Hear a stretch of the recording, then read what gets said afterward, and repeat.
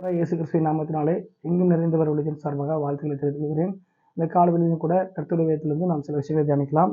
இன்றைக்கு செய்தியுடைய தலைப்பு என்னவென்று சொன்னால், கண்ணீரை துடைப்பவர் என்கிற தலைப்பிலே நாம் பார்க்க போகிறோம். ஆதாரமாக எடுத்துக்கொண்ட வேத வசனம் ஏசாயா புஸ்தகம் 38ஆம் அதிகாரம் 5ஆம் வசனத்தை நாம் வாசிக்கலாம். இந்த வசனத்தில் என்ன சொல்லப்படுறதுங்கிறத நான் வாசிக்கிறேன்.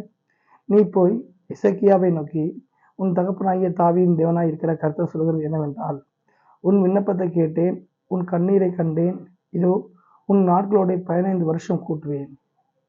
இன்றைக்கு இந்த வசனத்தை தான் மையமாச்சுன்னு நம்ம என்ன செய்ய போகிறோம், பார்க்க போகிறோம். கண்ணீரை துடைப்பவர் என்கிற தலைப்பில் நம்ம என்ன செய்ய போகிறோம், இன்னைக்கு நம்ம இந்த வசனத்தை தியானிக்க போகிறோம். கண்ணீரை துடைப்பவர் என்று சொன்னால் கண்ணீரை மாற்றுபவர், கண்ணீரின் வாழ்க்கையை மாற்றுகிறவன் சொல்லி நம்ம சொல்லலாம். இந்த உலகத்தில் பார்த்தீங்க அப்படின்னா நிறைய மக்கள் நினைச்சாங்க கண்ணீரின் பாதையில் தான் இருக்கிறாங்க. படிப்பு விஷயமா இருந்தாலும் சரி, அது வேலை விஷயமா இருந்தாலும் சரி, தொழில் விஷயமா இருந்தாலும் சரி, குடும்ப விஷயமா இருந்தாலும் சரி, ஊழிய சம்பந்தமான காரியமாக இருந்தாலும் சரி, அல்லது தனிப்பட்ட வாழ்க்கையாலும் சரி, அல்லது சொந்த பந்த அந்த உறவுகளின் அடிப்படையில் இருந்தாலும் சரி, அல்லது ஒரு ஊரில் ஒற்றுமையாக இருக்கிறதாலும் சரி, எந்த ஒரு விஷயமா இருந்தாலும் அவங்க வெளியில் சொல்ல முடியாதபடிக்கு அநேக ஜனங்கள் கண்ணீரின் பாதையில் தான் போகிறாங்க. கண்ணீரை துடைப்பதற்கு யாருமே இல்லாத சூழ்நிலையில் தான் இந்த உலகத்தில் ஜனங்கள் இருக்கிறாங்க. கண்ணீர் துடைக்கிறதுக்கு என்ன வழி அப்படின்னு சொல்லி அங்குமிகும் ஓடிக்கொண்டிருக்கிற எத்தனையோ ஜனங்கள் உண்டு. கண்ணீரை மாற்றுவதற்கு என்ன செய்ய என்று தெரியாத எத்தனையோ வழிதப்பி போன ஜனங்கள் உண்டு. ஆனாலும் கூட அப்படிப்பட்ட கண்ணீரின் பாதையில் என்ன செய்வது என்று தெரியாத ஒருவரும் இருந்தாலும் இன்னொரு கூட்டம் மக்கள் என்ன செய்கிறாங்க, கண்ணீரை வர வைப்பதற்குன்னே ஒரு கூட்டம் ரெடியாக இருக்குது. அழுவதை கண்டு சந்தோஷப்படுகிறதுக்குன்னு ஒரு கூட்டம் இருக்குது. அப்படியும் ஜனங்கள் இருக்கத்தான் செய்கிறார்கள். எப்படி இருந்தாலும் இந்த உலகத்தில் அநேக ஜனங்கள் என்ன செய்கிறாங்க, கண்ணீரை பார்த்தீங்க அப்படின்னா வாழ்க்கையே என்ன செய்கிறாங்க, கண்ணீராக இருந்து கண்ணீரை அப்படியே பார்த்தீங்க அப்படின்னா வாழ்க்கை நிரம்பினவர்களாக இருந்து என்ன செய்வதே தெரியாமல் என்ன செய்கிறாங்க, கண்ணீரில் காலங்களை கழிக்கிறார்கள். இப்படிப்பட்ட ஒரு கண்ணீரில் காலங்களை கழிக்கக்கூடிய ஜனங்களுக்கு கண்ணீரை துடைக்கும் விதமாக கர்த்தராகிய இயேசு கிறிஸ்து என்ன செய்கிறார், அவர் இருக்கிறார். அவர் கண்ணீரை துடைப்பவர்ங்கிற தலைப்பில் பார்த்தோம். அப்படிப்பட்ட கண்ணீரை துடைக்கிற தேவன் அவர் யாருடைய கண்ணீரை துடைத்தார் என்பதை தான் நம்ம நிச்சய போகிறோம், பார்க்க போகிறோம். உலகத்தில் அநேக ஜனங்கள் கண்ணீரின் பாதையில் இருந்தாலும் அந்த கண்ணீரை மாற்றுவதற்கான வழி எங்கே அப்படின்னு தெரியாமல் போயிட்டு இருக்கிறாங்க. ஆனால் கண்ணீரை துடைக்கிறவர் இயேசு கிறிஸ்துங்கிறத நம்ம புரிஞ்சுக்கிட்டோம். அந்த கண்ணீரை துடைக்கிற இயேசு கிறிஸ்து யாருடைய கண்ணீரை துடைத்தாருங்கிறத பார்ப்போம். அப்படி பார்க்கும்போது இந்த வசனம் நான் ஏசாயா 38:5 வாசிக்கிறோம். நீ போய் எசேக்கியாவை நோக்கி. இந்த எசேக்கியா என்பது யார் அப்படின்னா ஒரு ராஜா. அவர் ஆண்டவருக்கு பயந்த ஒரு ராஜா. உன் தகப்பனாகிய தாவீதின் தேவனாகிய கர்த்தர் சொல்கிறது என்னவென்றால், உன் விண்ணப்பத்தை கேட்டேன், உன் கண்ணீரை கண்டேன், இதோ உன் நாட்களோட 15 வருஷம் கூட்டுவேங்கிறார். ஒரு முறை அந்த எசேக்கியாங்கிற ராஜா, தேவனுடைய பிள்ளையா இருக்கிற ராஜா, ஒரு ராஜாவாக இருந்தாலும் அவர் நோய்வாய்ப்பட்டு நினைச்சாரு, நான் ரொம்ப கஷ்டப்படுறாரு. அப்போ அப்படிப்பட்ட ஒரு சூழ்நிலையில் ஏசாயாங்கிற ஆண்டோடைய தீர்க்கதரிசி மூலமாக இந்த எசேக்கியாவை இடத்தில் ஆண்டவர் அனுப்புறாரு. அப்போ அனுப்பும்போது பார்த்தீங்க அப்படின்னா அங்கே என்ன உண்டாகுது அப்படின்னா, நீங்கள் உங்கள் வீட்டு காரியத்தை ஒழுங்குபடுத்துங்க, நீங்கள் பிழைக்க மாட்டீங்க, நீங்கள் மரித்து போவீங்கன்னு ஒரு வார்த்தை வருது. அப்போ அந்த வார்த்தை வந்த உடனே இந்த எசேக்கியா ராஜாவுடைய இருதயம் அப்படி கரைந்து போய் உடைந்து போகிறது.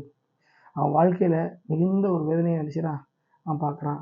அவன் அது மாத்திரம்னா எல்லா ராஜாக்களைப் போல இல்லை, அவன் தேவனுக்கு முன்பாக மன உத்தமமாக நடக்கக்கூடியவனாக இருக்கிறான்.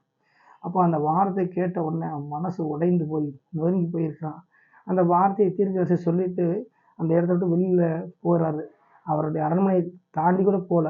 கொஞ்ச நேரத்தில் சுவர்புறமாக திரும்பி ஒரு சிறு பிள்ளை போல இசைக்கு கதறி ஆள ஆரம்பிக்கிறாரு. அந்த வசனம் எங்கே போட்டிருக்குன்னா, இசை 38:3 போட்டிருக்குது. கர்த்தாவே, நான் உமக்கு முன்பாக உண்மையும் மன உத்தமமாய் நடந்து உமது பார்வைக்கு நலமானதை செய்தேன் என்பதை நினைத்தருளும் என்று விண்ணப்பம் பண்ணி இசைக்கியா மிகவும் அழுதான். நல்ல கேளுங்க, அந்த கண்ணீரின் பாதையில் கூட அவன் விண்ணப்பம் பண்ணுகிறான். அவன் புலம்பல விண்ணப்பம் பண்ணி அழ ஆரம்பிக்கிறான். அவன் அழுகையை பார்த்த தேவன் என்ன செய்றாரு, அந்த 5ஆம் வசனத்தில் சொல்வார், திரும்ப இசைக்கியா ராஜாவை பார்த்து தீர்க்கதரிசி அனுப்பி சொல்வார், பிழைக்க மாட்டேன்னு சொன்னது தேவன் தான். அதே தேவன் 1000 நாட்களை கூட்டுவேன், 15 ஆண்டுகளை கூட்டுவேன், கண்ணீரை கண்டேன்னு சொல்லி அந்த நிமிஷத்துல கண்ணீரை துடைப்பவராக தேவன் என்ன செய்தார், இசையாக்கு வெளிப்பட்டார். பாருங்க, ஒரு ராஜாவாக இருந்தாலும் அவருக்கும் கண்ணீர் உண்டு, ஒரு ஏழை இருந்தாலும் கண்ணீர் உண்டு. கண்ணீர் என்பது யாரை விட்டு வைக்காது. அப்போ அப்படிப்பட்ட அந்த சூழலில் இருக்கிற அந்த ராஜாவோட வாழ்க்கையில் அந்த வியாதி நிமித்தம் ஒரு மரணம் வரும்னு சொன்ன உடனே அவனுடைய ஃபியூச்சரை குறித்து ரொம்ப அழ ஆரம்பித்து கண்ணீர் விட்டான். ஆனால் தேவன் இறக்கப்பட்டு அவனுடைய கண்ணீரை துடைக்கக்கூடிய விதமாக ஆயுள் நாட்களை கூட்டி கொடுத்தார். அதில் அவங்க சொல்கிற ஒரு அறிக்கை என்னென்னா, கர்த்தாவே நான் மன உத்தமமாய் நடந்தேனே அப்படின்னு சொல்வதை நீங்கள் நினச்சி பாருங்கள் அப்படின்னு சொல்லி தன்னுடைய சூழ்நிலையை சொல்லி தேவனிடத்தில் அழுகிறான். ஒரு பிரச்சனை வந்த உடனே கண்ணீரின் காரியம் தானே, வேறு மந்திரவாதி நோக்கி ஓடலை, மனுஷனை பார்த்து ஓடலை, உடனே முழங்கால் படியிட்டு தேவ சமூகத்தில் கண்ணீர் விட்டு கதற ஆரம்பித்தான்.